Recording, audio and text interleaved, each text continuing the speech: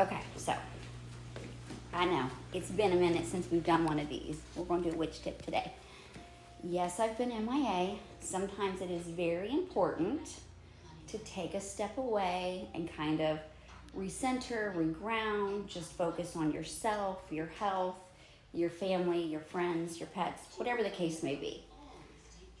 It does not make you less of a witch, and it does not take away from your ability in your craft. It doesn't. Keep that in mind. So from time to time, I do take a step away, just to give myself that time to kind of refresh, replenish, and just focus on other things, And again, that's okay. But anyway, I digress. My witch tip of the day today, and I get this question a lot. Your biggest tool in your craft is your hands. Here comes Binks. Every time. You going to say hi? Okay. Give me a second. She wants cookies. Okay, sorry about that. Anyway, as I was saying, your biggest asset and your greatest tool are your hands. Your hands, obviously, put the energy into what it is that you're creating or doing in terms of your spell work.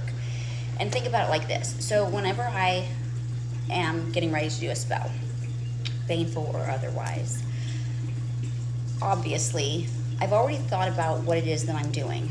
I have thought about, made a list, and gathered the ingredients and any tools or items that I might need, right? So I'll cleanse my hands. I typically rub my hands together, get that energy started. I'll meditate and breathe in and breathe out for a few minutes just to kind of clear my head and clear the energy so that I've got my intention set and everything is flowing through my hands into the ingredients that I'm using, into the tools that I'm using, and anything else that I'm incorporating into this spell. As I am gathering my ingredients, I'm thinking of what this ingredient I'm using it for, or what this tool is that I'm using it for. So I'm basically envisioning exactly what it is that these items are doing in this spell, right? And I'm putting that with my hands into that spell.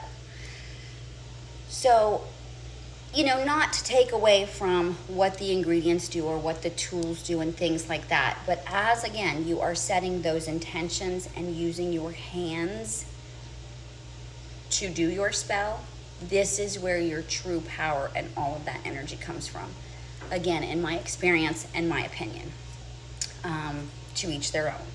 So just kind of keep that in mind. This does add a lot of power to what it is that you're doing because it is yours. It is the energy that you're creating with those ingredients, with those tools, and so on and so forth, right? So again, like what I like to do is gather my ingredients. I've got everything together that I'm going to use for my spell.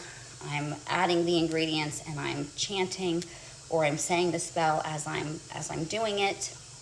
And when I'm finished, I rub my hands together, go over the spell and the items that I've used, offer up my gratitude, and then whoever I'm working with, I always give an offering and a prayer of thanks. This is, again, just how I work. But please keep in mind, intention is not everything.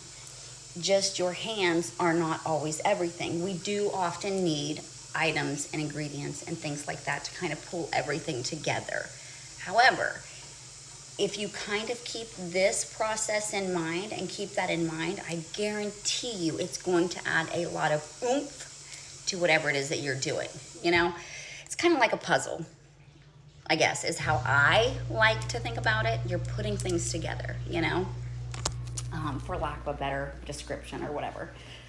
Again, to each their own. What works for one may not work for another, and that's okay. This is just my experience, how I do things, and a little bit of advice. Maybe it'll help you guys.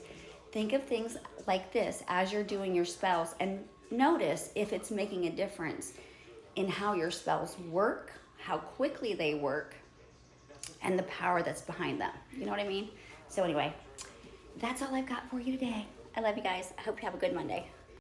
And the other thing that I'll add to this real quick while I'm thinking about it, you know, keep in mind, again, that when you're finished with your spell, you know, you might need to cleanse, not just offer your gratitude and things like that. You know, cleanse, and depending on the type of spell that you're doing, cleanse your space, cleanse your hands, cleanse whatever, and dispose of your spell properly or how you deem necessary. Okay. So, and to add on to that, using your hands in this way and thinking about the power that you hold in your hands also personalizes your spell and the power in that. It is yours and yours alone, right? That's why, let's say you take one of my spells and use it. It may not work the same for you that it does for me. It may have the same results, or the results may differ a little bit because my energy is different from your energy. And I hope that kind of makes sense. But I just kind of wanted to add that as a side note. Again, this is how I do things. This is what I believe, and this is what works for me. But maybe it'll work for you guys too. And maybe it'll make a difference in your spell work. But anyway, I love ya. Have a good Monday.